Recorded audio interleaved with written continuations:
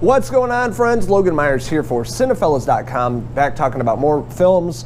Since the coronavirus is spreading everywhere, everybody's stuck at home in quarantine, basically watching movies and TV shows, and that's what I've been doing a lot of lately. I just talked to my fellow Cinephellas guys, Niall and Henry, on the recent podcast. That's right up here on our YouTube channel I just posted yesterday. It's a lot of great content to watch in the comfort of our own homes. Tonight I'm going to be talking about The Hunt, that's directed by Craig Zobel, a film that was put out by Universal Blumhouse. Was pulled from theaters, if you guys remember, with all the shootings going on in Dayton, Ohio and El Paso, Texas. With a lot going on in the world of shootings and gun violence and things like that, they didn't think this was a good film to be released during that time, so they finally just released this movie on digital and had the chance to check it out. So let's talk about it, shall we? So the setup of the film, we have 12 people that show up in this remote location. It looks like a back pasture, sweet southern Texas. A big grassy area. They all show up. They're all like gagged, and they see this huge crate in the middle, not really sure what it is, and they find out it's weapons, and there's this pig, and they're like, why do we need all these weapons? And that's when things hit the fan pretty quickly, right from the get-go of the film. A lot of great brutal death scenes in terms of killing, and with all these different weapons, how these people are dying. The film, we have Emma Roberts, Ike Barinholtz, Glenn Howerton, Dennis from It's Always Sunny in Philadelphia, Hilary Swank. We have Betty Gilpin from the show Glow on Netflix, and Ethan Suplee, which I love to see this guy. He's coming back. He's jacked. He lost a lot of weight. I'm glad he's acting again. You're a really great dude. A guy I would definitely hang out with. This is definitely a heavy-handed political satire. It's really poking at both right and left wing. It's very heavily political. And I'm not a political person, but they definitely poke fun at both sides. It's really a film that's a glimpse into the world right now in 2020. That's everything going on with the president, the coronavirus, gun violence. Just a lot of issues going on, and they put it all into the film.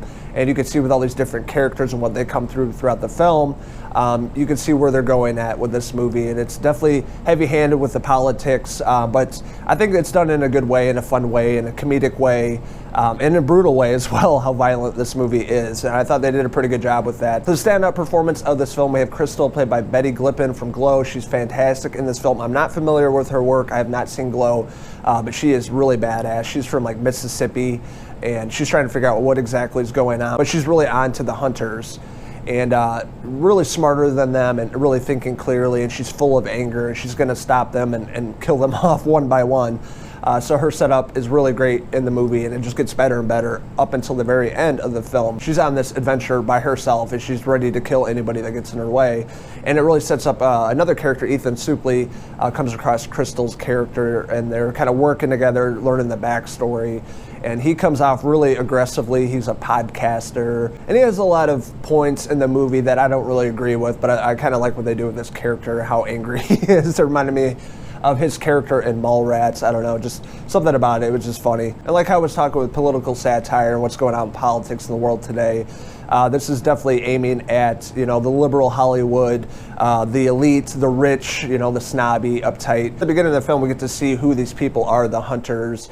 And it's a perfect role for Glenn Howerton because he always plays such a narcissistic, scumbag. And he's really great at playing this. And he's part of the group, they're the hunters.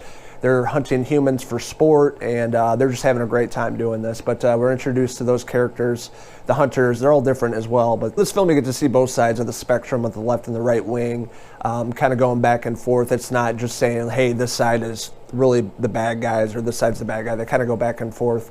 Not really saying which side is the worst. But one of my favorite aspects of the film is the practical effects and the killing, the brutal gore, death scenes, reminded me much of like Final Destination, The Purge. And a lot of similarities to a lot of films, but I really love the effects in this movie, like right from the start of the movie, like people getting blown up and ripped apart and shot and all that, the different weapons they used in the movie. I thought the setup, it really kept my interest. I'm like, wow, this is really fucking brutal, and I could see why they would, Universal would want to pull this back when the shootings were going on. But that was definitely one of my favorite parts of the movie, is the kill scenes and how they really pulled off these effects. Leading up until the end, we get a glimpse of the head honcho of this group of hunters, these evil liberals, and we get a glimpse of her early on in the first shot of the movie, but we don't know who it is. There's a big conspiracy theory about these people that are hunting humans for sport.